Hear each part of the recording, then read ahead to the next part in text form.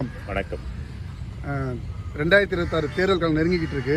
இந்த சமூகத்தில் உச்சபட்ச தமிழ் இனத்திற்காக போராடிய ஒரு தலைவர் திரு ஓபிஎஸ் அவர்கள் வந்து இன்று திமுக போய் இணைஞ்சிருக்காரு. இதை நீங்க எப்படி ஐயா பாக்குறீங்க? எப்படிங்க இந்த வார்த்தையை வாய்க்கூசாம சொல்றீங்க? தமிழக மக்களுக்காக உழைத்த உச்சபட்ச தலைவர் சொல்லி அவனை மாதிரி ஒரு கேடுகட்ட தலைவர் கிடையாதுங்க. அவன் தலைவருக்கே தகுதி இல்லாத ஒரு வார்த்தையை சொல்லக்கூடாது, நம்ம பயன்படுத்தக்கூடாது. ஒரு வயதில் மூத்தவர்ன்ற ஒரே காரணமே தவிர வயசுக்கு மரியாதை கொடுக்குறமே தவிர. ஐயா 3 முறை முதலமைச்சராக இருந்திருக்காரு மக்களுடைய இதுக்காக. முதலமைச்சர் ஆக்கப்பட்டார், முதலமைச்சரை தேர்ந்தெடுக்கப்படலை, முதலமைச்சர் ஆக்கப்பட்டார். எங்கேயோ தெருக்கோடியில் கிடந்தவனை தூக்கிட்டு வந்து முதலமைச்சராக 3 முறை அழகு பார்த்த அந்த ஜெயலலிதாவுக்கு செஞ்ச மிகப்பெரிய துரோகம்.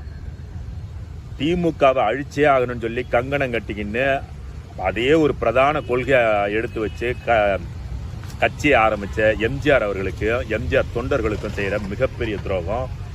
இதை விட ஒரு கீழ்த்தரமான துரோகம் யாராலையும் செய்ய முடியாதுங்க. ஒரு கட்சியோடைய முதலமைச்சராக இருந்த ஒருத்தன் இன்னும் அவனுக்கு எதிர்கருத்து உடைய ஒரு கட்சியில் போய் சேர்றான்னா இதை வந்து என்ன ஒரு கீழ்த்தரமான என்ன எப்படி இவங்களுக்கு வந்துடும்?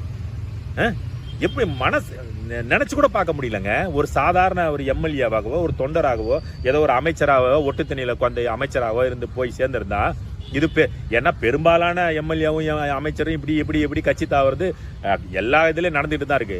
ஆனா ஒரு முதலமைச்சர் பதவியில் இருக்கிறவன் இங்கிருந்து இன்னொரு கட்சியில போய் சேர்ந்த வரலாறு இந்திய வரலாற்றிலே இல்லை, உலக வரலாற்றிலே இல்லை. இதை மாதிரி ஒரு கீழ்த்தரமான இவனெல்லாம் வந்து விஷம் கொடுத்து சாவடிச்சுங்க. அவன் மட்டும் இல்லை, அவன் பிள்ளையும் கூட்டு போறான். அவன் பிள்ளை நாய் மாதிரி அவன் அங்கெல்லாம் போறான், அவன் பின்னாடி போறான். பிஜேபிக்கு போறான், இப்படி போறான், கருணாநிதிட்ட போறான். என்ன அதாவது உன்னோட இது என்ன? நீ அடிச்ச கொள்ளையே பாதுகாக்கணும், நீ உன்னோட அதிகாரத்தை நிக்க வைக்கணும். ஆனா அதிமுக இருந்து உன்னை தொடச்சு குப்பையை விட கேவலம் தள்ளி விட்டாங்கல்ல. அவங்க ஒரு வகையில உன்னை பத்தி தெரிஞ்ச ஒரு ஆள்னா அது உன் கட்சியில இருக்கணும். உன்னை பத்தி தெரியும். பாம்பின் கால் பாம்பறியும்.